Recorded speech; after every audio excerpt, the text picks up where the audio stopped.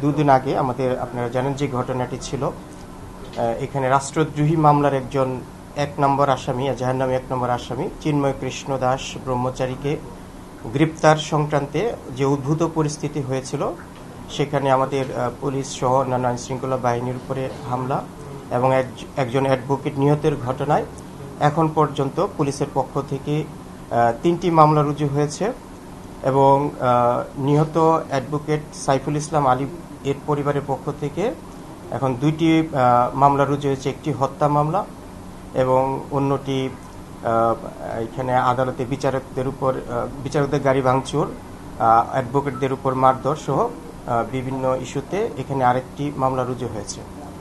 আমাদের এই অ্যাডভোকেট সাইফুল ইসলাম আলিফের বাবা বাদী হয়ে হত্যা মামলাটি রুজু করেছেন, যেখানে মোট 31 জনকে এজাহার নামে আসামি করা হয়েছে এবং 10 থেকে 15 জন অজ্ঞাতনামা আসামি রয়েছেন।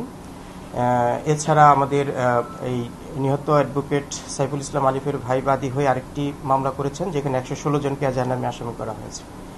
প্রত্যেকটি মামলায় আমরা অত্যন্ত গুরুত্ব দিয়ে দেখছি এবং ইতিমধ্যে আমাদের এই সকল মামলায় পুলিশের উপর আক্রমণ এবং হত্যা সংক্রান্ত যে ঘটনাগুলো রয়েছে সেগুলোতে আমাদের মোট 39 জন এখন পর্যন্ত গ্রেপ্তার আছে। বাকিদেরকে গ্রেপ্তারের জন্য আমাদের অভিযান অব্যাহত আছে।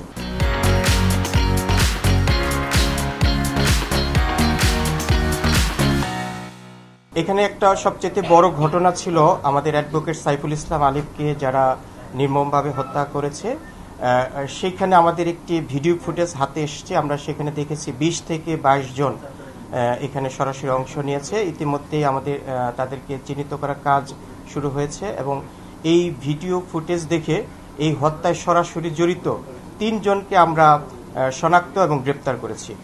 এই হত্যা মামলায় সর্বমোট আমরা 9 জনকে গ্রেপ্তার করেছি এখন পর্যন্ত। ভিকটিমের পরিবার থেকে যে মামলাটি করা হয়েছে, এখানে মোট 7 জন আছে, কিন্তু আমরা এর মধ্যে 9 জনকে গ্রেপ্তার করেছি।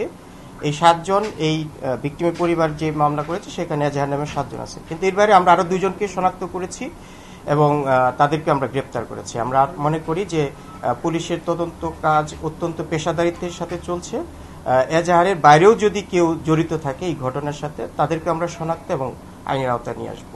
দেখুন, যাকে কেন্দ্র করে এই উদ্ভূত পরিস্থিতি সৃষ্টি হয়েছে, আমরা তার সংশ্লিষ্টতার বিষয়ে তদন্ত চলছে। যদি কোনো পর্যায়ে তার জড়িত থাকা, তার উস্কানি বা কোনো বিষয় এখানে জড়িত থাকে, অবশ্যই তাকেও আইনের আওতায় নিয়ে আসা হবে। এর পক্ষ থেকে যে এজাহার দায়ের করা হয়েছে সেখানে এই চিন্ময়ের নাম নেই।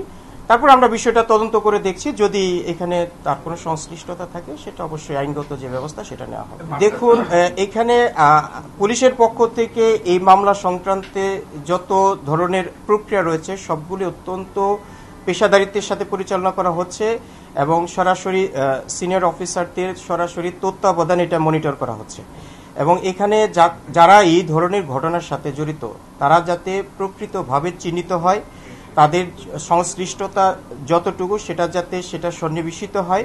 প্রত্যেকটি বিষয়কে আমরা যথেষ্ট গুরুত্ব দিয়ে দেখছি, যাতে করে ন্যায় বিচারের প্রক্রিয়ায় আমরা আমাদের যতটুকু কর্তব্য রয়েছে সেটা আমরা উপস্থাপন করতে পারি।